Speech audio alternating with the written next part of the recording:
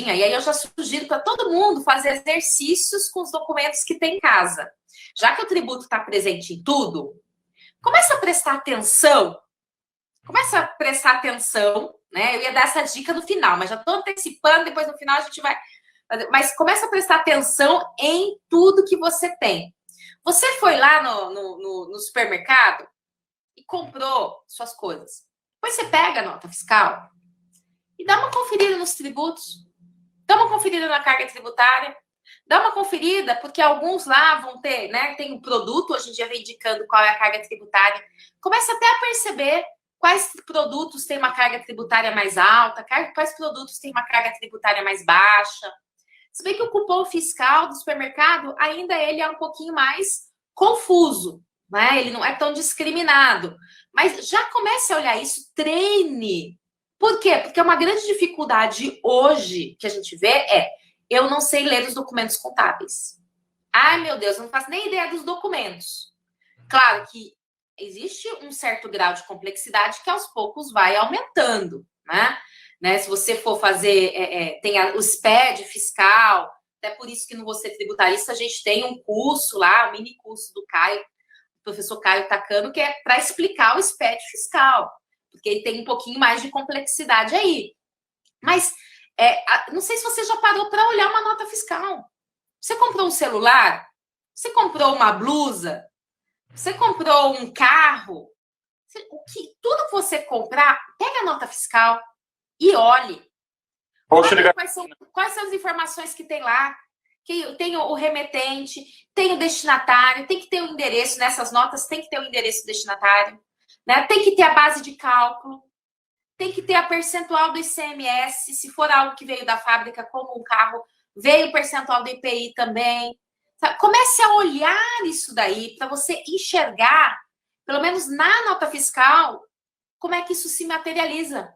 Para quando você estudar, se tiver uma aula de ICMS e eu falar de débitos e créditos, quando você tiver uma aula de exclusão do ICMS da base de cálculo PIS e COFINS e eu falar do valor destacado na nota, você já conhece uma nota fiscal. Então, pegue esses documentos que você tem na sua casa e comece a olhar para eles com um viés de olhar quais elementos que eles têm ali. Quais são, como é que configura aquele tributo? E aí você vai começar, inclusive, a ver uma questão que é a diferença. Porque se você pegar, por exemplo, uma nota fiscal que você vai ver do ICMS, nós estamos agora na fase dos tributos, né? Então, pegue do IPVA. Você não vai receber uma notificação, você pode receber um aviso de pagamento do IPVA, mas não é um boleto, né? Uma notificação de débito. IPVA acaba sendo, por mais que seja um valor único, físico, é um tributo que a gente mesmo tem que entrar no site, mesmo que você não receba, e fazer o pagamento dele. Pegue lá e dê uma olhada, não só faça o pagamento, olhe os dados do seu veículo, né, o valor venal dele, a alíquota dele, a categoria que ele está enquadrado. Aí você pega a lei de IPVA e vai comparar aquilo ali. Estamos na época do IPTU. Do IPTU, sim, a gente é um tributo sujeito a lançamento de ofício. O que significa isso? Significa que a gente recebe ou tem que receber em casa a notificação do município. Quando você receber, olha para ele. Por quê? Porque você vai se habituando a ver o tributo no dia a dia e a ver a várias modalidades. Porque não é tudo igual, né? A forma de recolhimento do ICMS é diferente da forma como se dá o cálculo do IPVA, que é diferente daquela que se dá o IPTU. Então, quando você receber o do IPTU, principalmente o IPTU é legal, porque o IPTU, gente, é um lançamento tributário. Sabe aquele que estudou na graduação, estudou o artigo 142 do CTN, decorou lançamento tributário, é privativo da autoridade administrativa, é o procedimento para verificar o fato gerador, identificar o sujeito passivo, calcular o tributo devido, etc.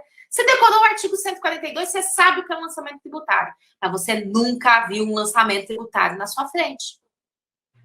Se você pegar o IPTU, né, você vai ver um lançamento tributário. Aquilo é um lançamento tributário. Exatamente. Então, olhe para ele. Olha os elementos que ele tem. Eles têm aqui aqueles elementos que é quem foi que lavrou esse lançamento tributário, que é ali o município, que você tem o imóvel. Né? Você vai ter uma metragem do imóvel. Você vai ter um valor da metragem desse imóvel que está indicado ali. Você vai ter, o que mais? O fato gerador, o período dele, desse imóvel, o exercício que ele se refere, o prazo para pagar. Você vai ter os dispositivos legais mencionados que se referem qual é a lei do IPTU. Então, começa a olhar para ele é mais simplificado, mas você já não vai poder dizer que nunca viu um IPTU, um lançamento tributário na frente. E aí, vão mudando o formato do documento. Claro que um lançamento tributário de ICMS é diferente, mas os elementos de base são os mesmos. Todos eles vão precisar ter uma autoridade que fez o lançamento, todos eles vão ter o sujeito passivo, o contribuinte que está exigindo, todos eles vão ter o fundamento legal, uma base de cálculo, uma alíquota. E se você habituar a olhar isso, porque às vezes o que acontece? O sujeito fala assim: olha, eu recebi aqui, um cliente me apareceu, até quem já está lá, e ele tem um auto de infração, não sei nem por onde começar a examinar. Um auto de infração nada mais é do que um lançamento tributário, que além de exigir o tributo, exige a multa também.